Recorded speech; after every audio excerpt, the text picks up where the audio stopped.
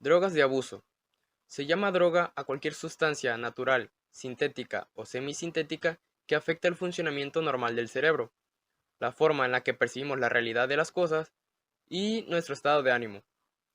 Todas estas drogas tienen algo en común, tienden a crear una adicción. Esta consiste en que el organismo aumenta la tolerancia y el efecto de la droga ya no es tan fuerte, lo que provoca que deba consumir dosis más altas y así provocando la dependencia, que es la necesidad del consumo de esta sustancia. Para comenzar, primero debemos saber qué son las benzodiazepinas. Las benzodiazepinas son un grupo de medicamentos denominados psicotrópicos. ¿Qué quiere decir esto? De que estos medicamentos van a actuar sobre nuestro sistema nervioso central. Estos van a tener efectos tipo sedante, hipnóticos o anticonvulsivos. Por eso se utilizan mucho en medicina, porque ayudan al tratamiento de la ansiedad, del insomnio o algunos otros estados afectivos, como pueden ser epilepsias, convulsiones y algunos espasmos musculares.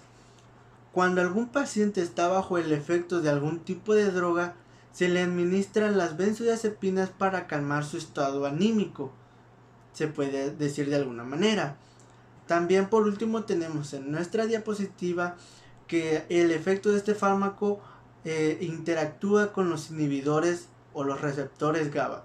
Los neurotransmisores GABA son neurotransmisores inhibidores donde va a hacer efecto esta droga.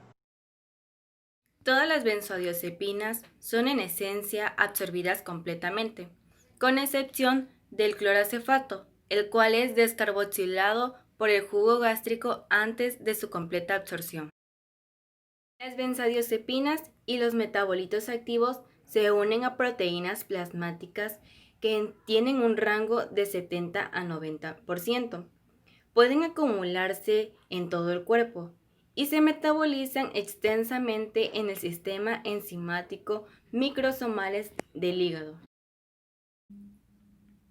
Las benzodiazepinas se metabolizan en el hígado y al estar disminuidos el efecto del primer paso hepático, se incrementa la biodisponibilidad de estos fármacos. Es por eso que aumenta su toxicidad.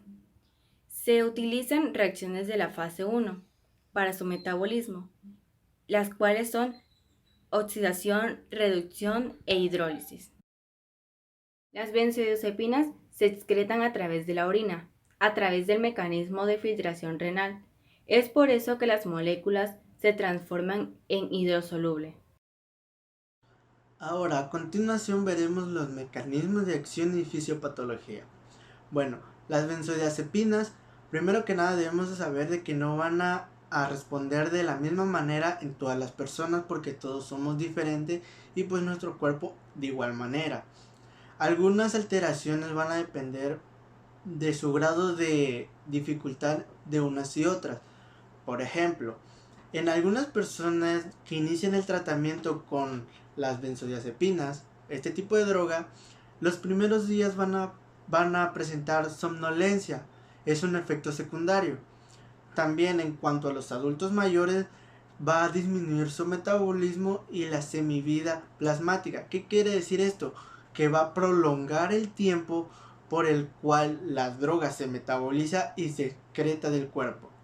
Y también en algunas personas que tengan enfermedades hepáticas, pues su hígado no va a funcionar correctamente y por ende no va a poder metabolizar y distribuir este medicamento. Los síntomas del sistema nervioso central se pueden iniciar dependiendo del compuesto. Los síntomas más comunes son la sedación, la ataxia, la disartria y la miosis, y dependiendo de la sobredosis se puede evolucionar a alteraciones cardiopulmonares, coma y muerte.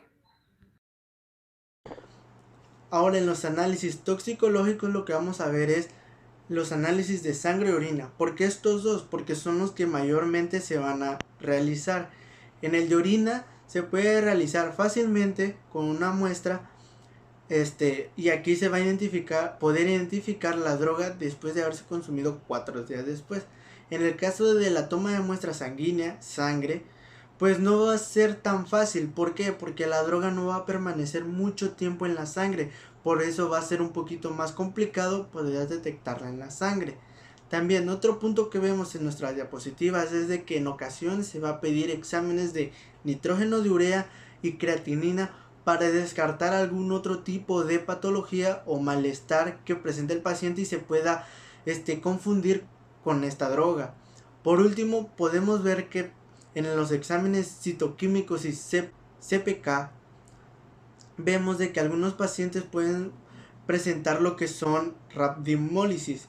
¿Esto qué significa? Significa que cuando una persona está en coma libera una sustancia de los músculos, que esta puede ser perjudicial para los riñones principalmente, y por eso realizamos estos tipos de análisis para ir descartando y poder llegar a un resultado confiable. La cocaína es un alcaloide tropano. Se preguntarán, ¿qué es un alcaloide tropano? Los alcaloides tropanos son metabolitos secundarios que se producen naturalmente en las plantas de varias familias. Estos alcaloides tropanos poseen propiedades farmacológicas y estimulantes. La cocaína tiene acción anestésica sobre el sistema nervioso periférico y estimulante sobre el sistema nervioso central, por lo que es utilizada sobre todo como droga recreativa. Aunque la mayor parte de su consumo es ilegal, tiene un pequeño número de usos médicos, ya que es utilizada como anestesia local y antihemorrágico durante ciertas cirugías. La cocaína es una droga estimulante poderosamente adictiva y funciona mediante la modulación de la dopamina.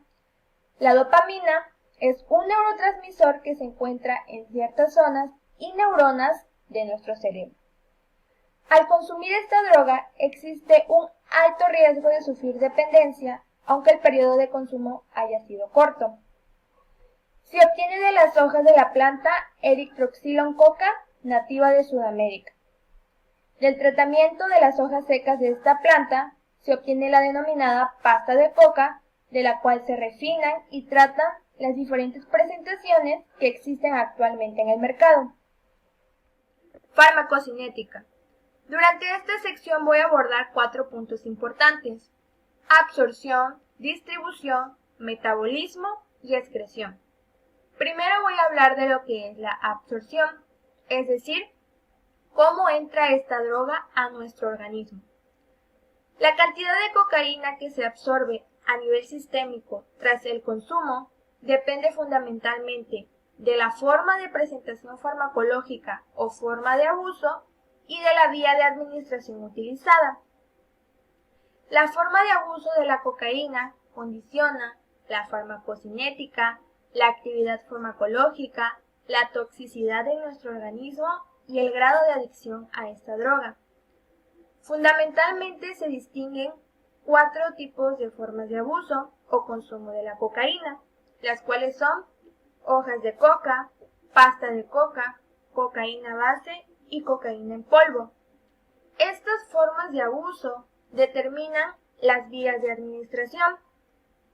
Las vías de administración condicionan la velocidad de comienzo o de acción de la droga, la concentración en sangre y la duración del efecto euforizante. Dentro de las vías de administración podemos encontrar la intravenosa, que consiste en la inyección de la sustancia y es una de las más riesgosas debido al rápido efecto en nuestro organismo. La intranasal, que consiste en la aspiración o inhalación de la cocaína en polvo por la nariz y esta pasa rápidamente a la sangre a través de las membranas nasales, y la oral, que consiste en la ingestión directa de la sustancia por la boca y el proceso de absorción es tardado debido al proceso de digestión. Y por último, la inhalada o fumada, que consiste en la inhalación del humo o vapor de la cocaína y esta pasa a los pulmones donde es rápidamente absorbida por la sangre. Distribución, es decir, a dónde se dirige la cocaína después de ser administrada. La cocaína es distribuida ampliamente por todo el organismo. El volumen de distribución varía entre 1.5 a 2 litros por kilogramo. Y esta droga, aunque se dirige ampliamente por todo el organismo, tiene especial afinidad por el cerebro.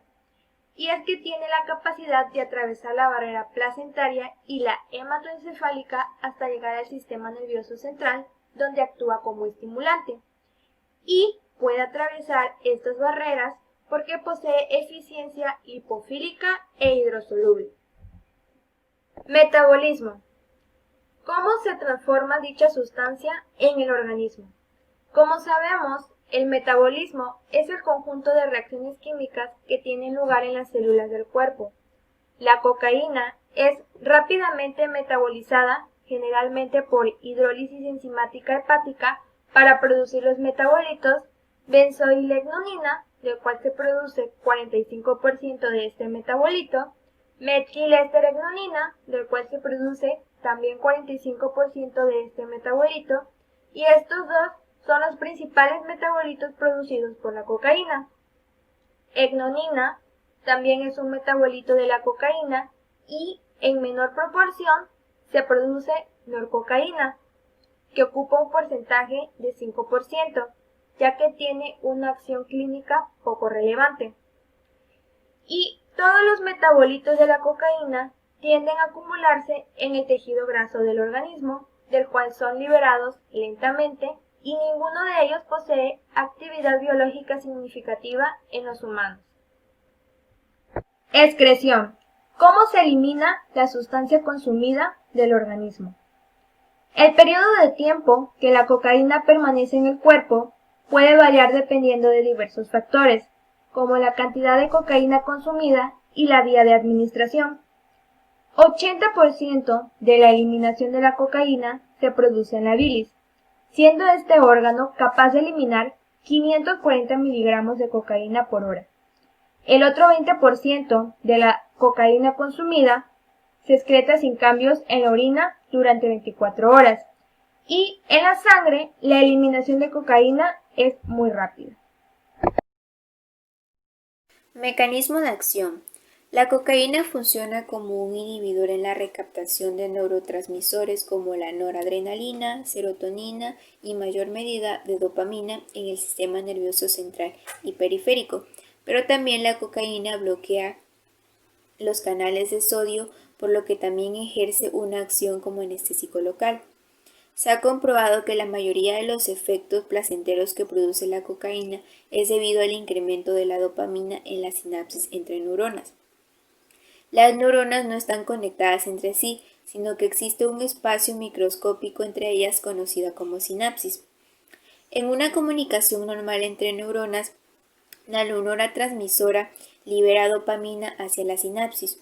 Una vez que se encuentra en la sinapsis, esta se une a receptores específicos de la neurona receptora, conocida como receptores de dopamina, y envían unas señales a esta. Una vez enviadas estas señales, la dopamina debe ser reciclada y eliminada de la sinapsis. Esto se lleva a cabo normalmente gracias a una molécula conocida como transportadora de dopamina, que se encarga de reciclarla y devolverla a su neurona transmisora.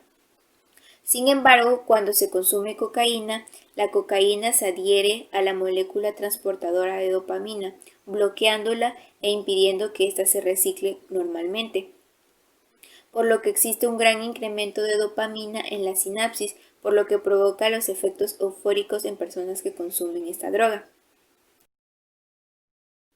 Manifestaciones clínicas. Estas se presentan debido al gran incremento de los neurotransmisores en la sinapsis de las neuronas. La cocaína tiene mayor efecto sobre el sistema nervioso central y sobre el sistema cardiovascular. Una de las primeras manifestaciones por los efectos sobre el sistema nervioso central es la euforia. Esta es debido al gran incremento de la dopamina. También se relaciona con el mecanismo de adicción a esta droga. También se presenta insomnio, una elevación en el estado de ánimo, alucinaciones visuales o táctiles. La mayoría de las personas que consumen esta droga tienen una sensación de hormigueo en todo el cuerpo. De igual manera se presentan pupilas midriáticas. Esto es lo que conocemos como pupilas dilatadas. Y también existe una sensación de mayor energía y lucidez. Las repercusiones sobre el sistema cardiovascular se presentan con hipertensión arterial, síndrome coronario agudo, palpitaciones y taquicardia inusual. Esto es debido al gran incremento de la noradrenalina. Pruebas toxicológicas. Estas pruebas se pueden realizar con muestras de orina, sangre, sudor, saliva o cabello. Lo que se busca detectar en estas pruebas es la presencia de la cocaína o de alguno de sus metabolitos. La benzocoleigonina es un metabolito de la cocaína, es el más usado para la detección del consumo de esta droga. En la mayoría de los casos se realiza inmunoanálisis con muestras de orina porque en esta se puede detectar este metabolito después de 3 a 4 días del consumo. De igual manera, como pruebas confirmatorias se utilizan técnicas cromatográficas.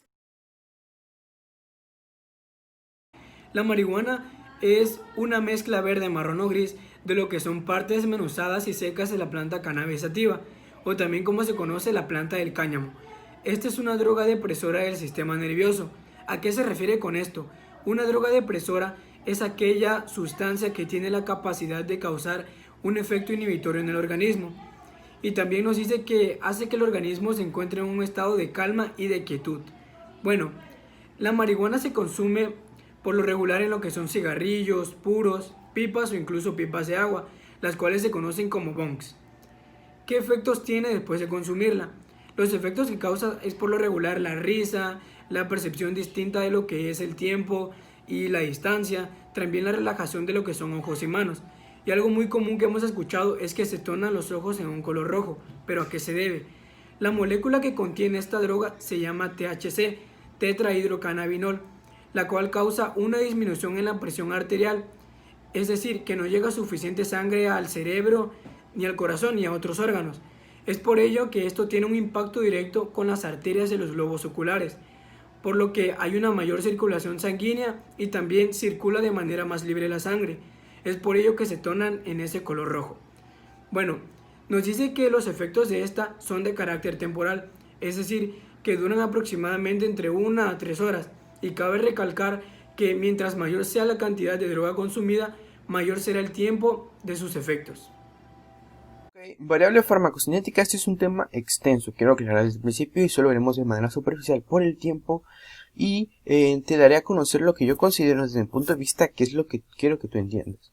Ok, absorción, ¿cómo entra en nuestro cuerpo? Nuestro cuerpo entra por 5 maneras: inhalación de humo, por vía oral, intravenosa, aerosol y vía rectal. Pero hay algo muy importante, la absorción dependerá de la vía de administración, conforme donde entre va a depender las 3 demás variables. Entonces esto es importante entenderlo, porque no todo va a tener el mismo tiempo. Entonces, estos 3, intravenosa, aerosol y vía rectal, son más de uso terapéutico, mientras que estas 2 son igual de uso terapéutico, pero estas provocan una mayor patogenicidad, como conocemos. Ahora que nos vemos con distribución, aquí vemos en información 5 cuadros, pero me voy a centrar en estos últimos 2 por el tiempo. Entonces, cuando llega a circulación sistemática, se distribuye rápido en el organismo a los tejidos irrigados. Entonces, cuando esto se distribuye, después se almacenará en un tejido adiposo. Cuando esto se almacena en un tejido adiposo, este se va a ir liberando lentamente, día tras día, y es aquí donde entran los exámenes y donde podemos evaluar si un individuo estuvo expuesto a la marihuana a través de días y días. Entonces ahora vamos con el metabolismo, y aquí hay 3 órganos que trabajan para la metabolización. El primero es el hígado, que es el que se lleva la mayor parte porque es el que mayor función tiene aquí, pero hay 2, que es el intestino y el pulmón, que también se encargan de metabolizar la marihuana. Ahora vamos con la eliminación. Aquí tenemos imágenes que hacen alusión a la información. Aquí tenemos que la orina y la S son las mayores vías de eliminación. En la S encontramos en mayor cantidad, mientras que en orina en menor cantidad. La marihuana es reabsorbida en el riñón y casi no se detecta en orina, por entonces es más viable un examen de copro. También encontramos que también aparecen otros líquidos biológicos como el sudor, la saliva y el cabello. Esto lo veremos más adelante en exámenes que se hacen. Y también hay un problema aquí, que la cannabis se atraviesa, que dice la placenta, y se excreta por la leche materna durante la lactancia. Esto es muy importante porque esto puede afectar al bebé que se está lactando. Bueno, la fisiopatología. El THC va de los pulmones al torrente sanguíneo. Es allí donde llega al cerebro y a otros órganos. En esto de la fisiopatología tienen que ver dos receptores cannabinoides. Los cannabinoides son compuestos orgánicos que se encargan de la activación de receptores en el organismo. El primer receptor nos dice que se encuentra una alta concentración en lo que es el cerebro y el sistema nervioso central. En estas áreas se llevan procesos muy importantes, los cuales son la memoria, el aprendizaje, la percepción sensorial, también tiene que ver con lo que es el dolor y la ansiedad. Es por ello que al activarse este receptor se tienen lo que son los efectos en estas condiciones. También nos dice que esta activación reduce la sintomatología de lo que es el dolor neuropático. Este dolor neuropático lo que causa es como una descarga eléctrica y quemante, por lo que la activación hay una reducción en sus síntomas. Bueno, el segundo receptor tiene que ver con lo que es el sistema inmune, ya que nos dice que se encuentra la mayor parte de la concentración en lo que son los ganglios linfáticos, células gliales del sistema nervioso y en lo que es el vaso. Nos dice que tiene una respuesta, la activación de una respuesta antiinflamatoria. Si sabemos el organismo reacciona cuando, por ejemplo, nosotros nos cortamos o hay alguna infección, van todas las células a tratar de la recuperación de ese tejido, lo que causa una inflamación y por lo regular causa mucho dolor. La activación de este receptor causa esta respuesta antiinflamatoria, así ahorrándonos el dolor que podemos causar sin necesidad de inflamarse. También nos dice que en algunos casos causa lo que es la detención o que una enfermedad avance mayor tiempo. Nos dice que detiene el progreso de la enfermedad.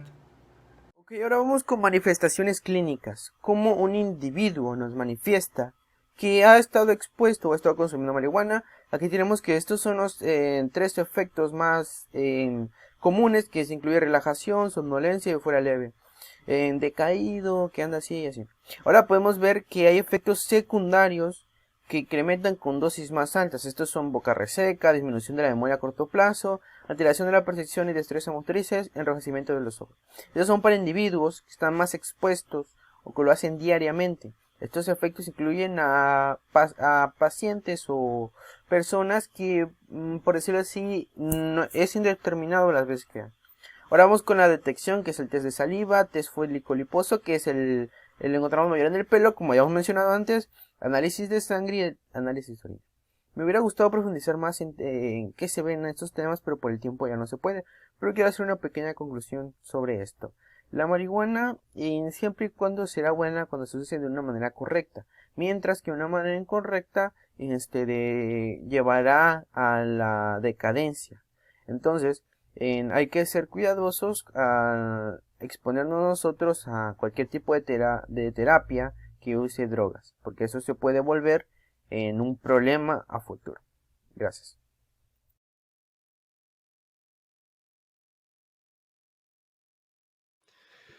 ¿Qué son los opiáceos?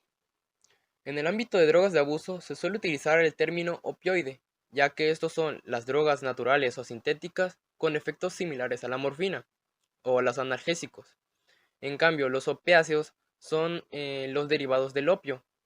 El opio es una sustancia lechosa que es fermentada y secada, y que el principal elemento es la morfina. Como recordamos, la morfina es uno, si no es que el más importante analgésico en el ámbito clínico. Por ello su relación con los opioides analgésicos. Farmacocinética. Empezamos por la absorción. Puede ser absorbida por vía oral, aunque también puede ser por otras rutas, como la vía subcutánea o intramuscular, la vía transdérmica o transmucosa y la vía intravenosa. Seguidamente está la distribución. Desde aquí, los opiáceos se distribuyen a través del plasma en los tejidos altamente perfundidos, como pueden ser los tejidos de los órganos, el cerebro, el corazón, el riñón, el hígado y el pulmón. Es en esta etapa donde se tiene acceso a los receptores del opiáceo, o también conocidos como los receptores del dolor. Seguidamente tenemos el metabolismo. Como en la mayoría de las drogas de abuso, el metabolismo de los opiáceos ocurre en el hígado, y en este proceso se reduce la concentración del fármaco a un 50%, esto debido a la biotransformación y la eliminación. Por último tenemos a la excreción, que en esta el riñón elimina los metabolitos procedentes de la biotransformación, pero existe un 10% que es excretado por filtración glomerular y por secreción tubular. Este 10% no ha sido metabolizado. Mecanismos de acción o fisiopatología. El mecanismo de acción de los opiáceos es actuar sobre el sistema nervioso central. Principalmente actúan inhibiendo los receptores del opiáceo, que son los receptores del dolor, los receptores delta, micra y kappa. Los efectos varían dependiendo de qué tipo de receptor se entrelace con el opiáceo. Estos receptores se encuentran en el cerebro, en el tronco encefálico, la médula espinal, en terminales nerviosas y en el tejido muscular liso. Esta última cabe recalcar que debido a la disminución de la actividad del tejido muscular liso, se verán afectados diversos sistemas, como el sistema respiratorio, el sistema digestivo, el sistema genitourinario y evidentemente el sistema nervioso.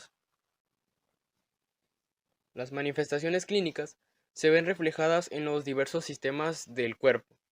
En el sistema cardiovascular disminuye el tono simpático, provocando así hipotensión ortostática, hipotensión arterial, bradicardia y vasodilatación. En el sistema respiratorio disminuye o amortigua la respuesta respiratoria, provocando así procesos de apnea. En el sistema digestivo actúa sobre los receptores vulvares y del tubo digestivo, provocando estreñimiento, náuseas y vómito. En el sistema genitourinario provoca lo que es retención de orina y el tenesmo vesical. Esto es el deseo de orinar. Y en el sistema nervioso central provoca lo que es la sedación, la confusión, los mareos, la euforia y las mioclonias, que son los llamados tics nerviosos. Análisis toxicológicos. En este se realiza la prueba de detección de narcóticos o también llamado test de opioides, que esta es una prueba para detectar el posible abuso o uso indebido del fármaco, aunque también una posible sobredosis. Normalmente se realizan en muestras de orina, aunque también se puede realizar en muestras de sangre y saliva.